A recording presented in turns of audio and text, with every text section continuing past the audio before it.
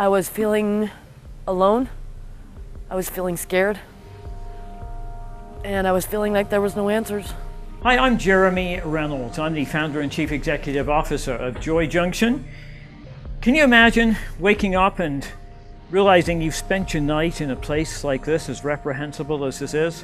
Well, you know what? If you've spent your night in a warm bed in a nice part of Albuquerque, you're lucky. You're blessed. Because there are hundreds, literally thousands of people that spend their nights on the ever-increasingly cold and dark streets of Albuquerque. The ever-increasingly cold and dangerous streets of Albuquerque.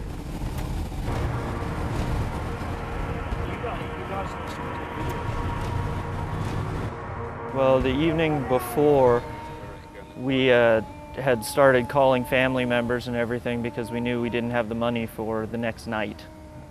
And that created a whole lot of stress because while Bethany was calling family, I was trying to figure out where we were gonna go. And the next morning, still doing the same thing, not knowing where we were gonna go. And I called Joy Junction about 10 o'clock in the morning because the hotel had told us we had till noon to leave. And there was no way that we were going to be able to find anything. So I called Joy Junction first just to ask how to get there primarily. And told them I've got 3 kids and a wife that's 8.5 months pregnant and we're being kicked out of the hotel. You know, I began Joy Junction back in 1986. I had a vision to help out the entire homeless family. At that time, there were very few resources available for husbands, wives, and children. There still are not that many. And typically, if a family became homeless, many wouldn't stay in a place for the homeless because they know the mom and dad, the husband and wife know that shelter or agency is going to split them up. So the vision that God gave me back in 1986, all those years ago, is still the same, but it has expanded. And that vision is to keep homeless families together at one of the worst points in time in their entire life. Because you know what? The church is as strong as the family. And obviously, I believe we have a biblical responsibility whenever we can to keep the entire family together. Prior to coming to Joy Junction, I was combating with an addiction to methamphetamines. I was living on the streets, and occasionally with friends, but mostly on the streets.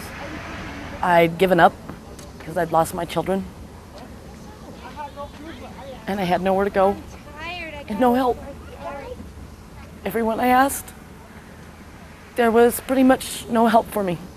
Again, Joy Junction is the only shelter, firstly with the biggest shelter in the city and the biggest shelter in the state. On any given night, 60 to 80 of our 300 or so residents are children, folks. And it's so wonderful to see them running around.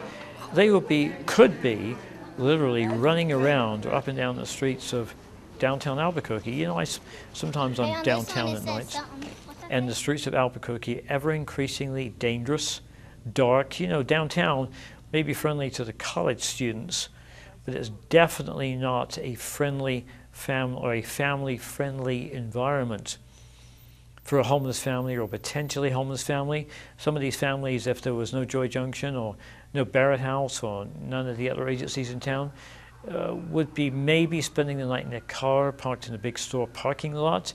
It is just a horrible thing to think about.